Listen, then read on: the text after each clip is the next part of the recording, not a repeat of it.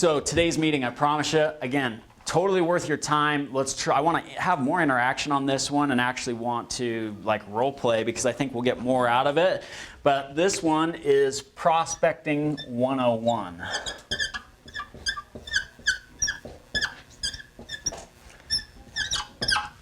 So fundamentals to prospecting. And what I'm really talking about in terms of specific prospecting, there's a lot of different ways to prospect, but I'm talking over the phone. One of the things that I think helps me to speak to the topic is I've just spent my sales career doing it, meaning I call. That's just my game. So I'll usually try and prospect or have, as I've operated for 2 to 3 hours a day, and usually 8 to 11. And just here's some thoughts and some ideas that I think can help you in your prospecting. And then also just some strategies, some techniques, some skill that'll make it even more effective. So let's just start with this. Like, what are some of the challenges you're finding or you're having with prospecting, either doing it or, what are some of the things? So I'll start with mine. Right now, like, I am not making it the priority, so I'm not doing it every day like I used to, just because I have different responsibilities. So my challenge right now in prospecting is just doing it. That's a big challenge that I've kind of got inside of my business right now. So what are some of the challenges that you're having, though? Laura, maybe I'll ask you, because you do the prospecting for your team. Are there any challenges that you're having? I would say doing it. Doing it? Just like, and especially I feel like once I get into a rhythm, I can't do it anymore. I've got kids, I've got other things I have to do. So it's like finding the time. You're not doing it? What about the big bucks? Yeah, it's getting paid to. So yeah, that's a reality, especially, and you've got a unique challenge with kids and trying to fit it in at the right time and, the constraints that you have. Jesse, I'm curious to talk to you about your prospecting because it's been a big part of your business. It's a lot of what you do. Maybe just a couple questions. How much time do you usually spend prospecting over the phone, like where it's concentrated, you're doing nothing else but calling? At least an hour to an hour and a half a day. My biggest problem lately hasn't been prospecting the second and third time to a lead. I'm always really good and religious about reaching out And following times a up. day, the first 3 days in a row. But beyond that, I've been so busy lately that I found it hard to do the 4th, 5th, 6th, which is what I've always religiously done to see a lot of success in converting them. And so that's what's kind of been hard for me lately is just doing the continued success to get the really hard ones, which a lot of times those are the hardest to get a hold of, but they're the most successful people and the higher end borrowers because they're really busy at work, which is why they're not answering your first 3 calls. So your system is such that you've got like a day 1 through, you should be almost calling them daily, right? Because you're trying to progress them through different levels. So you've been pretty good inside of this bracket, but pretty much as you go to like these days, this is where you're having a breakdown and not following up. So you're still following up on the new ones here, but losing them inside of this. Correct. Okay, so yeah, I'm just talking about some of the challenges in prospecting. AJ, good to have you, my brother. Grab a chair, dude. I'm good right here, man. Dude, you're gonna have to sit sideways and be all wacko, dude. Let's get you cozy, get you comfortable right here, bro. So, there's always going to have different challenges, and maybe and I start with this just to kind of get a read on where we're at right now so that we can kind of think about what to focus on. Tyler, for you, challenges that you might face right now in prospecting? Honestly, it's my schedule, just not having a set time that, really dedicating, saying I'm going to do it a certain amount of time. I allow everything to kind of creep in the way and say, oh, I need to do this with this or this with that. And Yep. really block out, say, no matter what I'm going to do. Okay, no, I think that's huge, and that's been kind of common, right? Mike, for you, anything that you're seeing as a challenge in prospecting? I think just like my biggest weakness period that goes back to prospecting is sometimes I just get complacent. Like if I've got like a few deals pending or like I just got 2 checks that are $5,000, $6,000, $7,000 and so yeah, I got like 14 grand, 12 grand, whatever. Like I I just feel like It's easy to sit and I'll just- coast. you know, I don't have a lot of debt or things like that, so It's not a lot of pressure. I can float 12 grand for a long time if I need to. There you go. Cool. I need to come live at your house, man. So, nice. Well, so those are some of the challenges. And the reason I start with it is kind of, again, let's see where we need to focus. So here's one thing. I think if I've learned anything over the last 12 years in real estate is consistency is my greatest tool. So consistency, and if I spell things wrong, just go with it, is... I'm actually going to say consistency trumps skill. Consistency trumps skill. Meaning, if you consistently prospect day in, day out, week after week, month after month, year after year, it almost overcomes every challenge to prospecting, meaning the skill, the nose, consistency. Because what happens is prospecting is a habit. And that's another thing I would probably write down. Prospecting is a habit.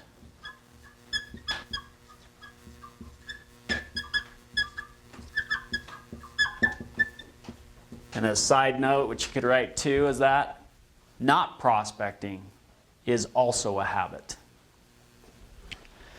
The thing about prospecting is it's a rhythm. It's funny that you use that word, because that's the word I use, is calling and getting in that flow. It's a rhythm. And you have to get into it for that call session, for that prospecting session, but then you also have to get into it for like that week or that month. And one missing for me, like when I'm playing my game at the highest level, even missing one day of prospecting, I feel it. Like, do you guys feel it on your own? Like, you guys probably noticed that all of a sudden you're like, I feel like a little rusty. So I think probably like in terms of prospecting 101, I think the habit that we need to adopt, and we just need to give ourselves this as a standard, is do it daily.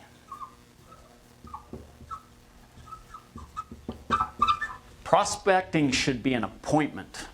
It's an appointment.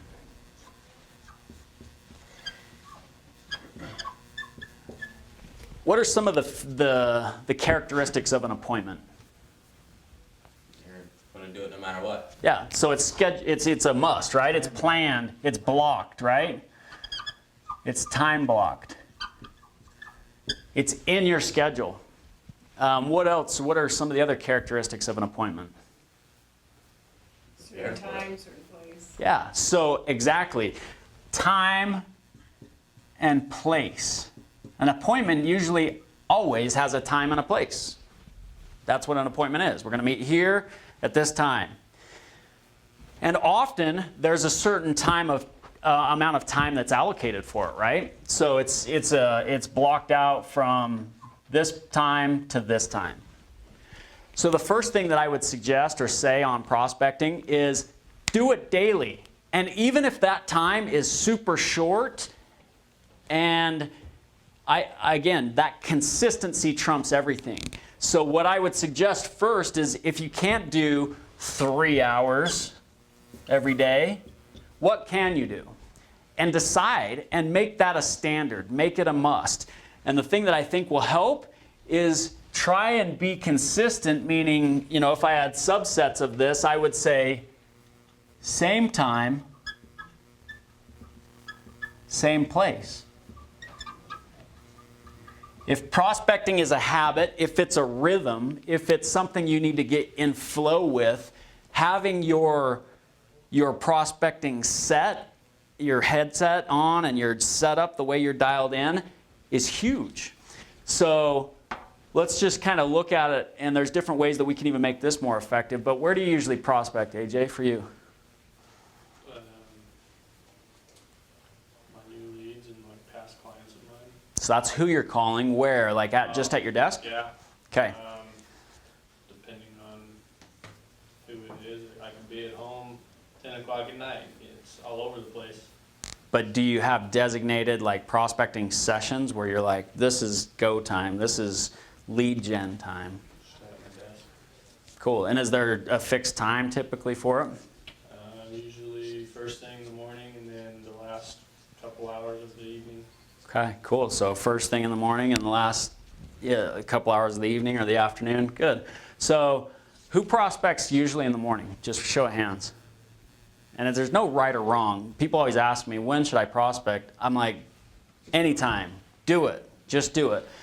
But what I have found is that in the morning, I don't care who you are, your energy's higher. It's stronger. You've got more. And the other thing I like about calling in the morning is you have the whole rest of the day to go meet with the people. So what I found for years and years and years is if I got on the phone at 8 a.m. and dialed even just to 9 a.m., the rest of the day, all these time blocks usually took care of themselves because I had people to meet with, I had sellers to list, I had buyers that want to look at homes, I had stuff to do, or I had presentations to get ready for, people to follow up with later in the day. It just gives you a job. If you don't have clients, if you don't have leads, if you don't have people that you're working with, you don't even have a job, you're not even in the business. So prospecting actually keeps you employed. And that's why it's so critical. So the first piece of this, and I know it seems so fundamental, but that's why we're doing Prospecting 101, do it daily. And even if it's just for a short period of time. And so what I'm doing inside of my schedule right now is just recommitting to prospecting and just saying, even if it's just for 15 minutes. I literally believe that just that 15 minutes, dedicating that time, being willing to call, even if I make 2 or 3 calls, I know that that can turn a profit. I know that that's time well invested. And the discipline, that habit will have an impact. So that's my first thought on it is do it daily. If you can, preferably in the morning, preferably in the office. Again, if you can, but look at your own situation. I'm curious to ask you, Laura, because your situation's a little different. What would prospecting or what does it look like for you? Like when does that happen? Where are you? This is my problem. I am all over the place. Sometimes I'll go to my mom's house. She'll watch the kids for a little bit and I have like a, Well, you have a schedule on Monday and Friday mornings. yeah, or sometimes I'll be home and he'll take over in the mornings and I'll go upstairs to the upstairs office. Sometimes the kids are around, so I'll be downstairs on the That's laptop. hard. So sometimes I'm here, I don't know. So it's kind of tough for you to like kind of have any consistency to it. In that wild of a schedule, I would try and make 2 things consistent if I'm you. One, the way I'm calling, meaning I would have a headset, like either earbuds for a phone and be calling off my cell phone. And that's probably, is that how you call us, from your cell phone? Yeah.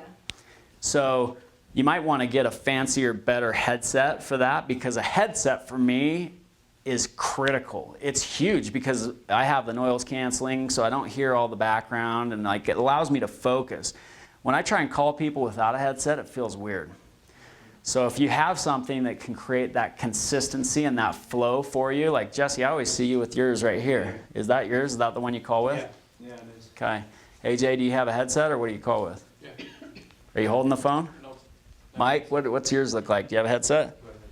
Okay, pretty much everyone does, but I would just suggest that. Like, I don't feel like I'm on my flow without that headset connection. It feels weird.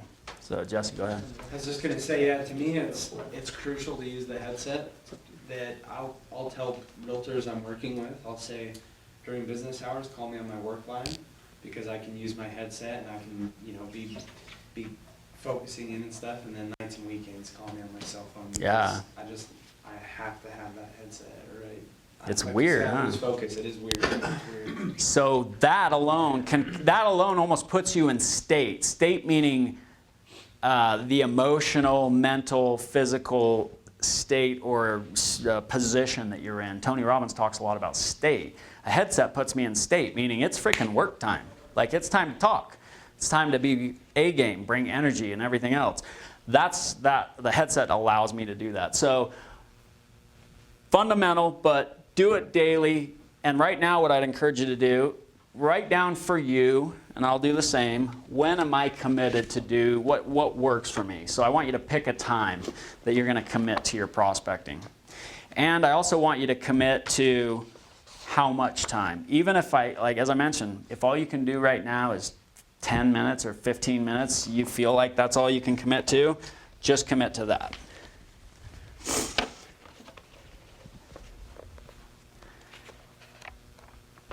And I'm going to steal somebody's pen. Thanks, Jesse.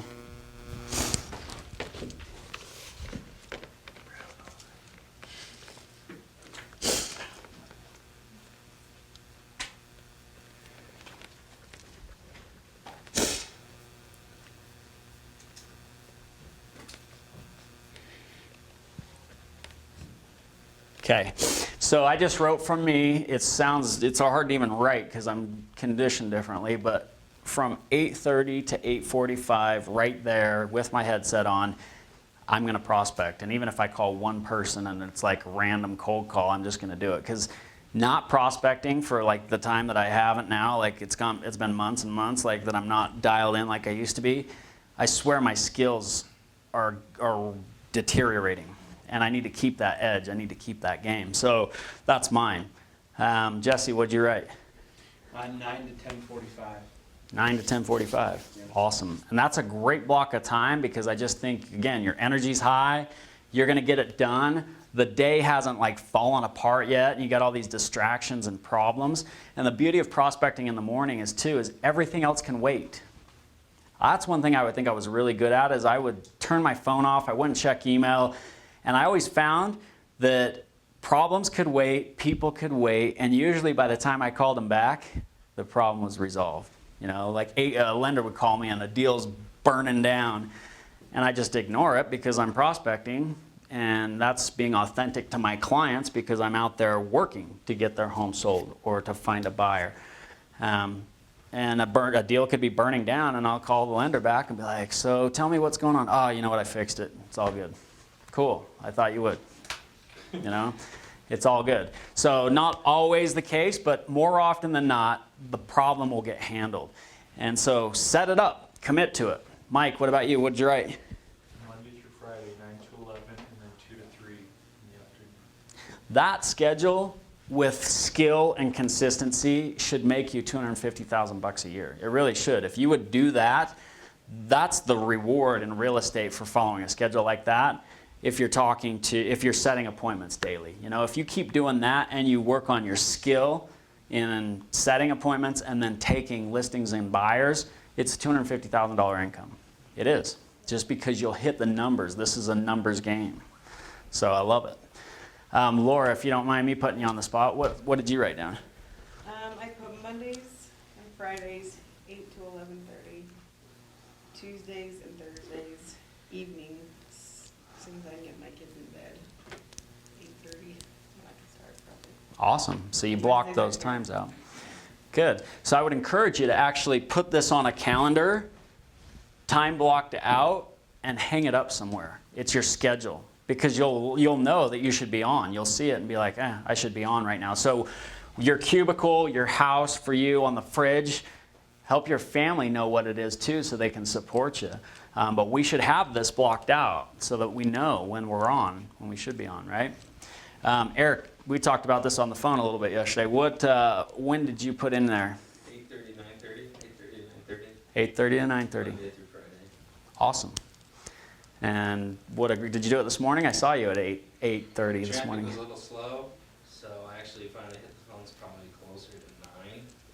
But I hit it till Awesome. like 9:40 because I was on the phone when you started your meeting, like 9:40, 9:45. So Okay. almost got an hour. It was a little shifted, but Dude, what you'll find though is making the focus, do it, showing up, that alone has a big impact. So do it daily. Second one here is know your outcome.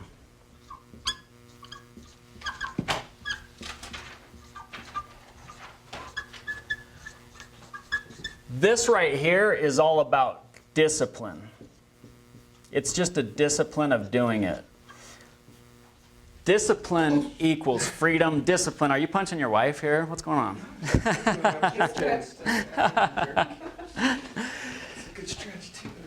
Discipline leads to everything good in life.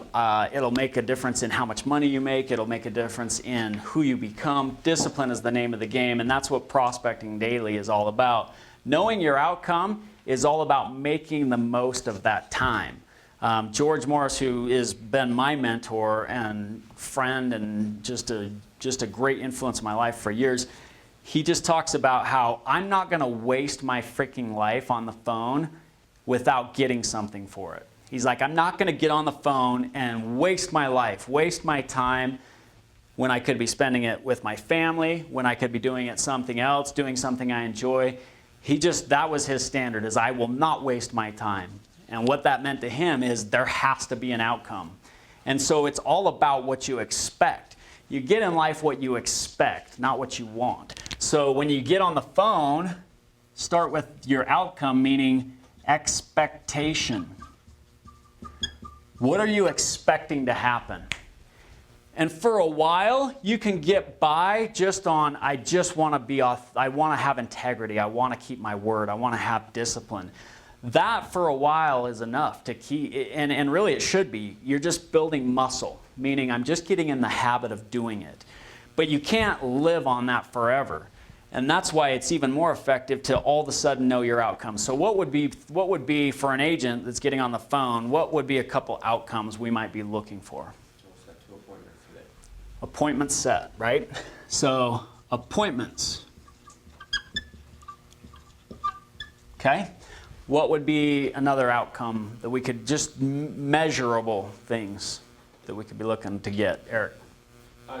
Something you can do is like, hey, if they don't want to meet with me, at least get them on a hot sheet of some sort.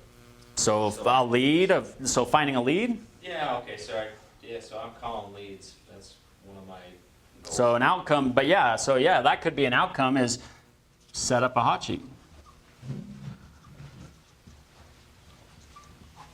On this, I think another outcome you should always be looking at is how many people am I going to talk to? It's just contacts, because this is a numbers game. It's easy to get like contactitis, meaning that I am just like so committed to building the discipline and doing it daily that I just like trying to hit these numbers, and you kind of forget what the numbers mean. That's better than not doing it, frankly, because you're still doing it, and you're going to find people just because you are doing it. You're going to find those laydowns where they're just like, yeah, we just trying to find an agent, come on over. You'll find that stuff.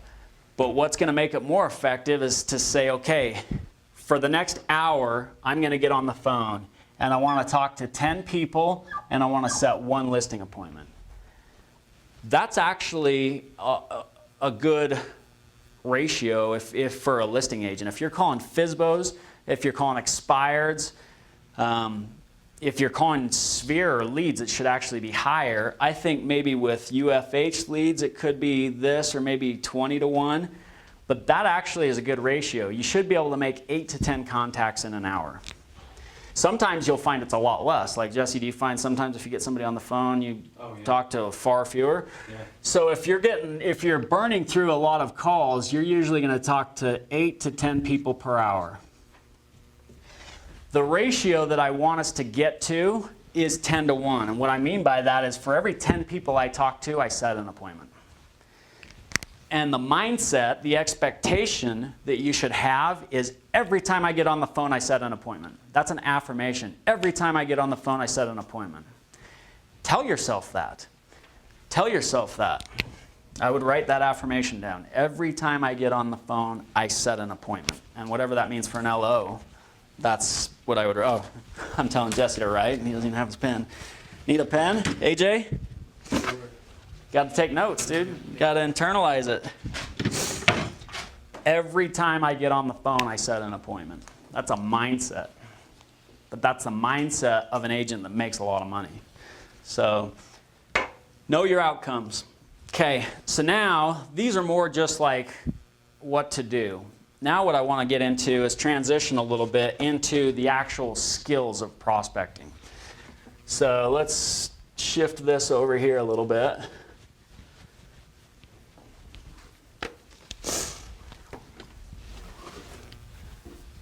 Maybe we'll just put on here skills.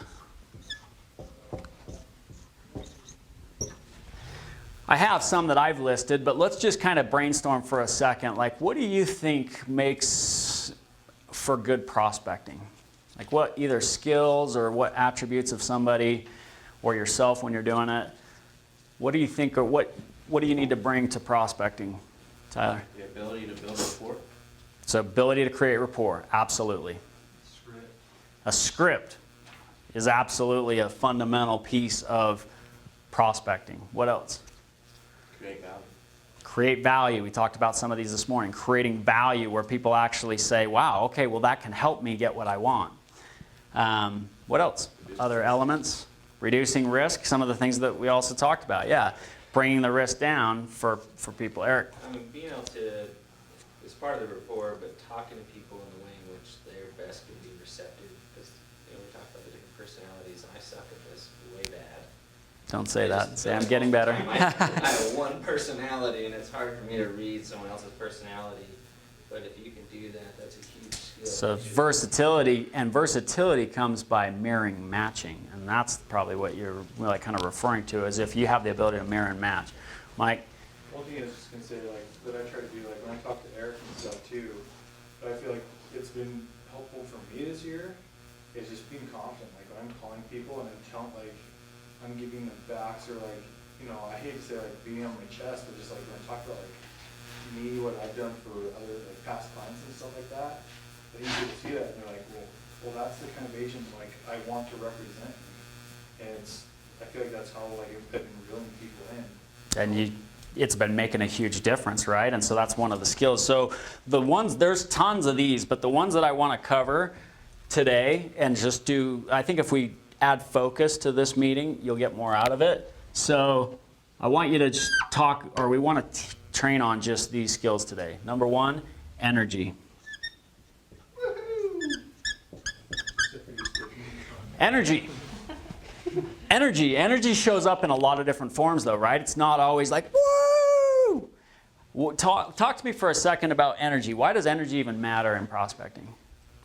I think energy keeps you aware. Okay, so it could keep you aware of the prospect and... Well, yeah, I mean, I think so many times if you get too into it, you can just like kind of like zone out. You're just making calls, like, Yeah. you know And what I mean? people Like, can feel energy. People can feel it. AJ? I was just gonna say, people, they can feel, they can hear it, because, I mean, for a lot of us, we were on the phone more than we are in person, so in order for them to feel that and hear it in our voice, can get them excited, like you said, kind of matching and mirroring. We gotta, if they're just whatever, try to boost up their energy, get them on the same level, and they just feel it, and we've got to express that through a phone call. It's harder that way, but that's You're what right. we gotta work on. And so you're right, we have less of our, say, body or all these other factors by which we can influence people, but we have less of it over the phone. I was going to say this, is that energy equals influence. Energy is, if you get into like the science of energy and everything, it's transferable. Energy is transferable. It's actually vibration. If you get in and kind of study energy, or if you get in on this topic, that's ultimately what it is. They're molecules that are actually changing form. There's movement. Energy is movement. So your energy is contagious, and it has an influence. And it can be positive, it can be negative, it could be neutral, it can take on a lot of shapes. But it absolutely is influence. Have you guys ever been in a situation where somebody shows up and, like, say you're just hanging out in a group and somebody else shows up and you can feel that energy, either for negative or positive, or maybe they don't really have an impact, right? I mean, you guys can see that, you can feel it, and they don't even say anything. Even without saying something, you could kind of sense somebody's energy. Kind of crazy, right? So, Mike, sorry, you had something. Well, I was just gonna say, one thing that AJ brought up was like the excitement.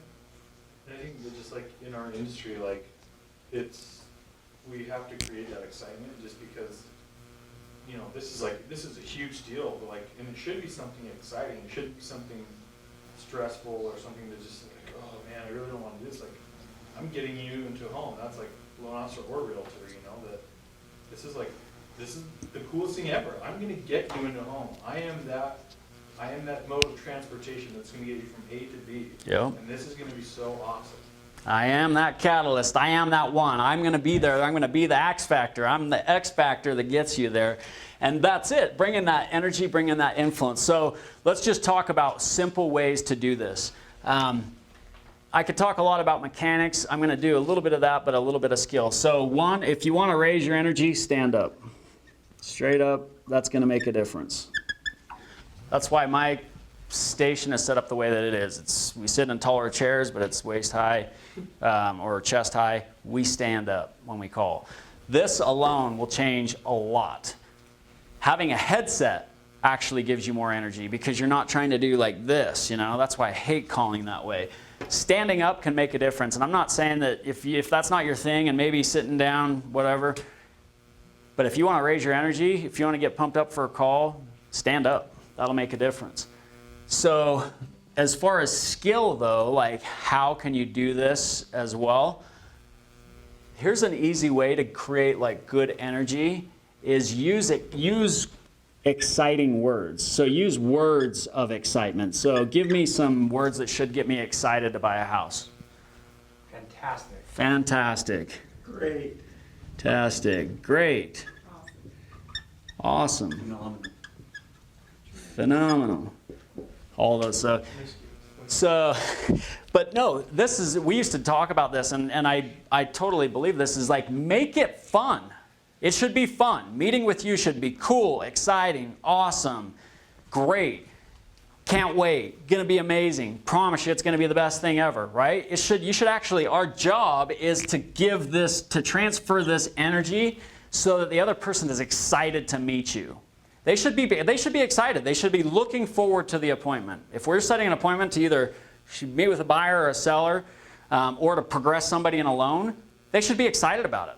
And it's our job, though, to get them excited. And you do it by making it sound cool, right? So an easy way to do it would just be, this is how I do it. Hey, Mike, I can't wait to meet with you tonight. I promise you that we're going to share with you some of the best information in getting you and your family into that new home. And how cool is it going to be when you don't have 3 kids sharing a bedroom? I mean, aren't you just excited for that, Mike? Can't wait. It's going to be freaking amazing. So I promise you that this is absolutely going to be worth your time and that we're going to find you the right home for you and your family. And won't that be great, right?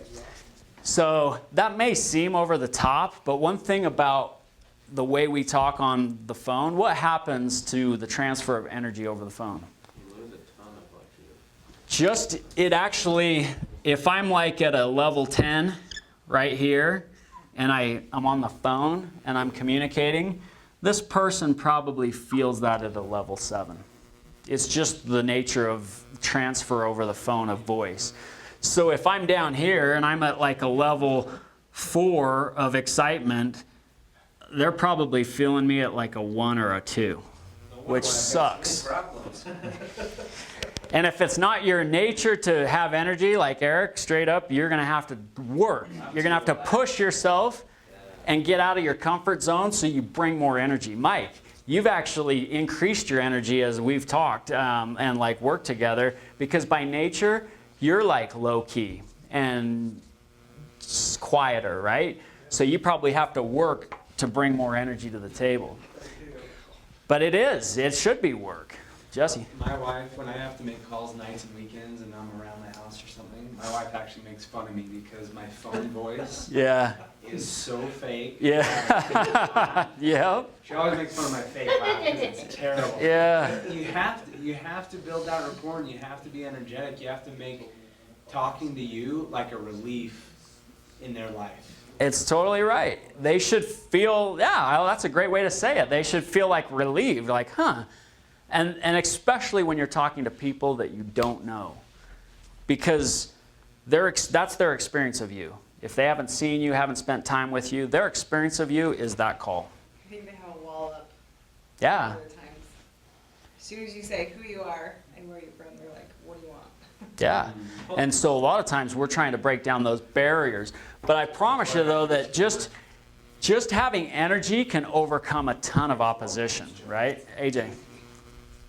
I noticed this about you, and I personally feel like you can feel it through the phone, talking with your hands. I think Yeah, that totally. brings a different level of energy as well. Using Like gestures. nodding or Yeah. no, stuff like that. When you prospect, that's actually, they teach this in prospecting schools where you go and it's just like a cold calling school.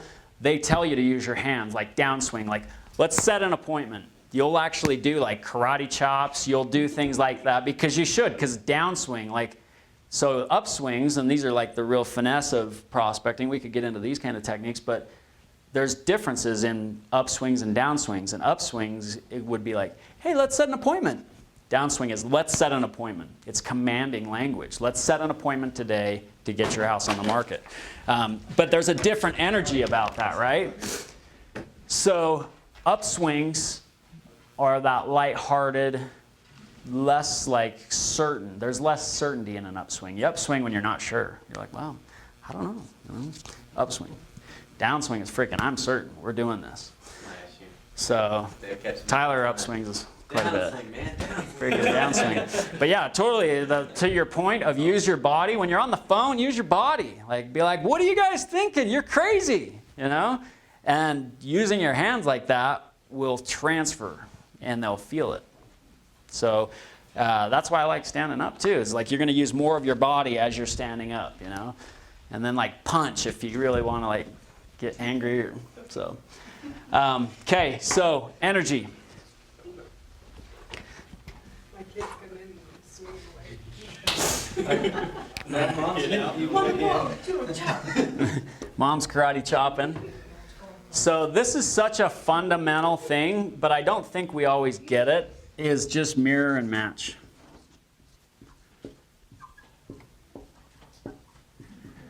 So let's just talk about what you can mirror and match. What are some of the things you could mirror and match? Rate of speech, So rate of speech, what else?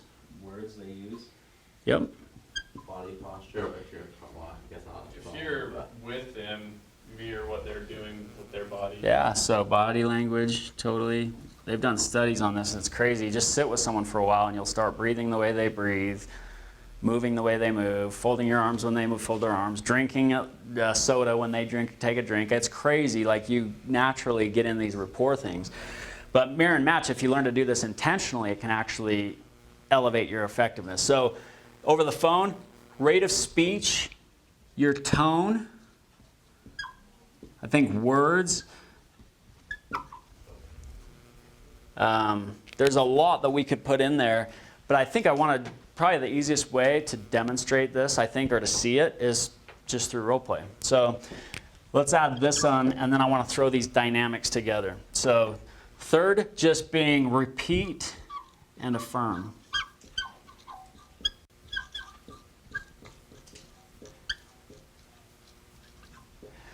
For so long, I used to try and take people's words and put them in my words and repeat it that way and then affirm it. And my cousin, who's just a skilled agent in Arizona, he's a rock star, we were role-playing one time, and he's like, why do you do that? I don't know. He's like, use their exact words. He's like, just try it today and see what happens. Oh my gosh. Freaking night and day, the response that I got from people. Meaning, if they said something, I didn't change it. I just used their words, repeated it, and affirmed it. So, hey, tell me why you decided to sell the home. Well, we've kind of just outgrown the house. Before I'd be like, oh, okay, so it's just getting a little too small now. No, that's not what I said. You know, it's different. But then when I learned to say, so it's just getting a little too small now. Interesting. Tell me, when you sell this home, where would you go next? And then using their exact words again totally changed my results in prospecting. So when you repeat, as crazy as it sounds, because you can actually think, you can get self-conscious and feel like, well, won't they think that I'm like treating them like they're stupid? No, they actually see it as like you're validating them. You're listening. That's ultimately what it is. You're listening to them. And you're like them because you're using their words.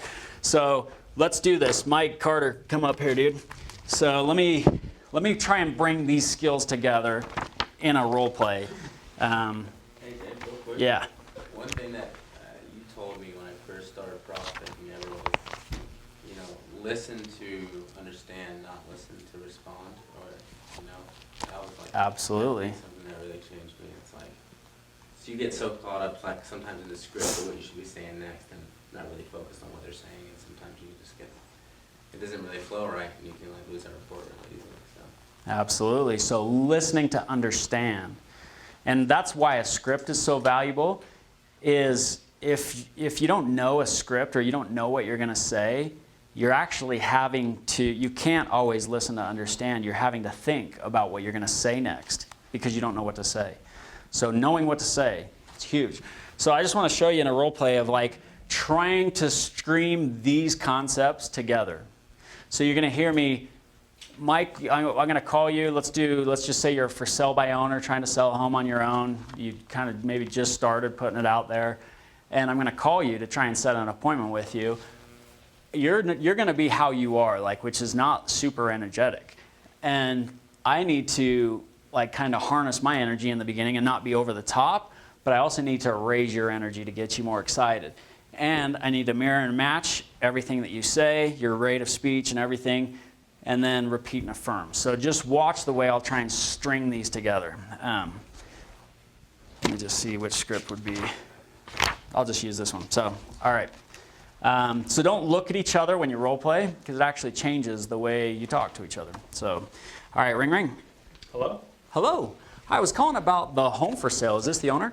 Yeah, it is. It is. Terrific. Hey, my name's Dave Stokoe with Ran Life Real Estate, and I sell homes just like yours. I was curious how I might be able to help you. If you just bring a buyer and get my house sold for me, that'd be great.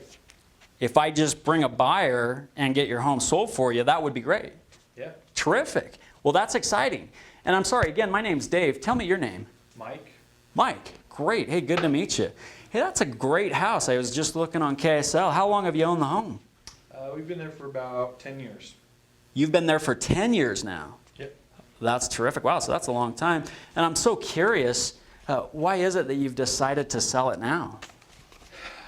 We just had our 4th kid, and we've got 4 bedrooms, and I just want all my kids to have their own room, so we need a little bit bigger place. So you just had your 4th kid? Yeah, I did. Congratulations. Wow. So, and the move will actually allow you to have a bedroom for every kid. Is that right? Yep. Oh, man. How exciting would that be? That'd be awesome. Cool. Well, have you already found another home?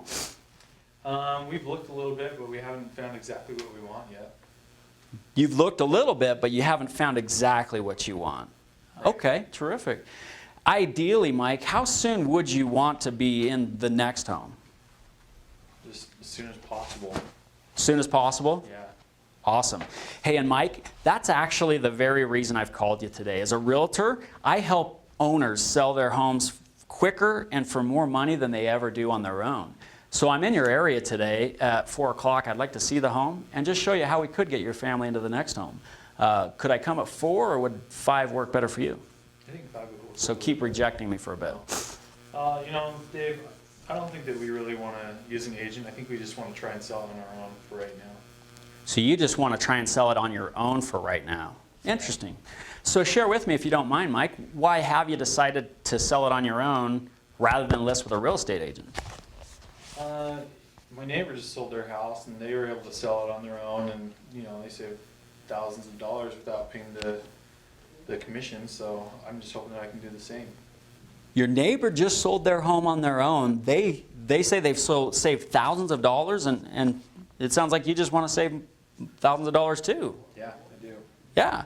And hey, Mike, if I were you, I'd feel the exact same way. Is that the only reason? Is just the money to maybe put more money in your pocket? Yeah, I think so. I mean, we just need the money so that we can have more for our down payment. But you know, if it was the right realtor that could help us get the money that we wanted, I think that we might consider it.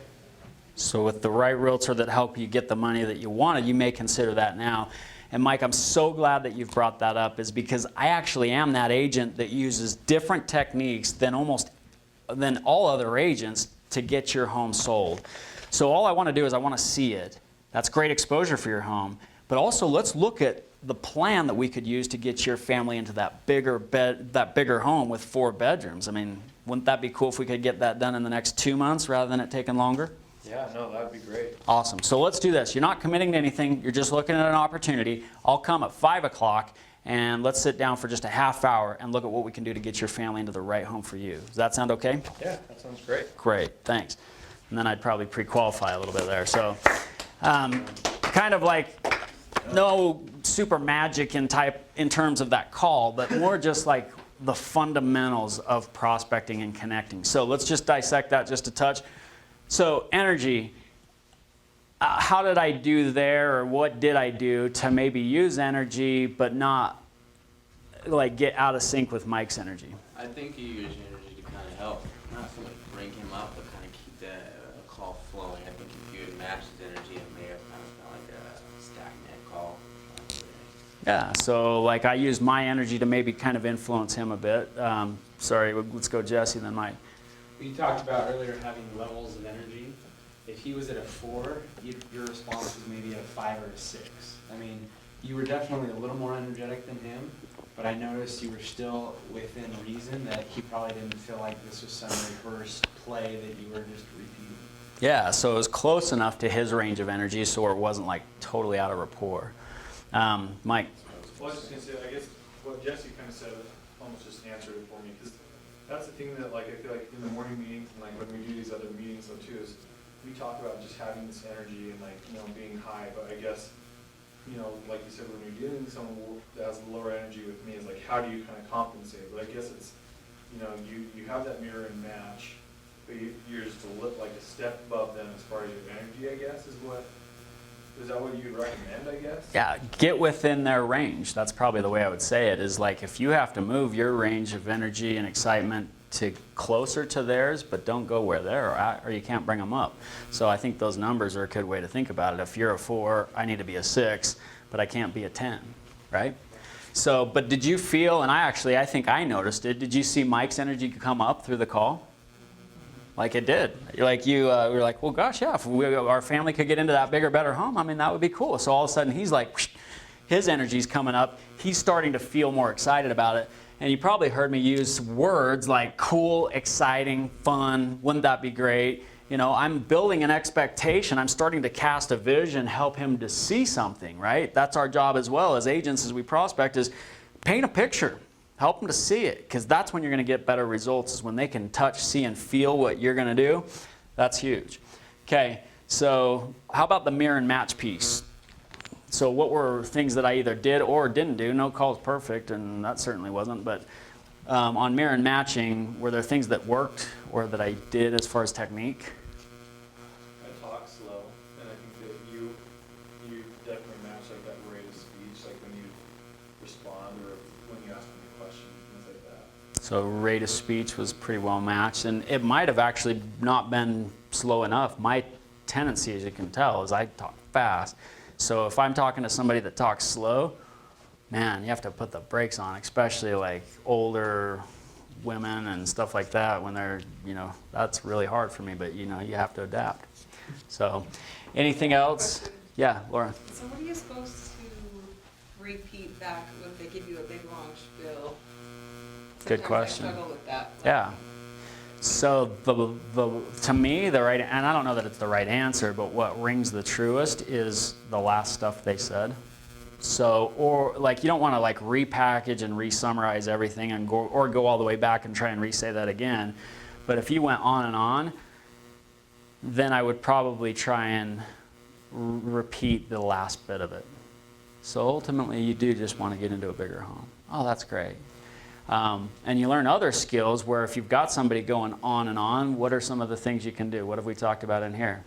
Hey, real quick, change the dog out of the backyard. Boom, you can freaking pattern interrupt them with just the weirdest stuff. I'll ask people random questions. Do you have a fence? Do you have a fence in your backyard? Or like, can you have chickens on your property? Be like, really? So that's called pattern interrupt. Like if I get somebody talking, so pattern interrupts are useful in 2 cases, I think. One, when you get somebody that just won't shut up, you got to interrupt their pattern. It could be anything. I've actually like been on the phone and then I'll go right up to the phone and they'll be like, whoa, what was that? And I'll be like, oh, I'm sorry. I just like act like something happened, you know? Like, oh, I just somebody just slapped the window right outside. Yeah, like totally freak them out and interrupt their pattern. So the more random it is, the better. So if you totally flip somebody's mind like that, that'll shut them up. So pattern interrupt that way is super good. Scared and swear in the background. That would be good. Or if somebody's talking to you about, like, if you want to take somebody from one topic to another, like I don't want to sit and have to handle like a commission objection. If they're just beating on me again and again and again, I'm going to handle it. But if they're doing that, I need to level shift them. I have to take them to a different topic. So I might pattern interrupt them. And it can be really random, you know, like, well, why won't you cut your commission? Hey, have you guys ever had chickens in the backyard? Like, it seems like it's freaking perfect for that. And like, they'll look at you weird for a second, and then they'll start thinking about it, and then they start trying to explain that, and then before you know it, you ask them a different question now. So the last page of this is just where we sign the listing agreement, and you know, if we can just get you to sign right there, then we're ready to go to work. Cool.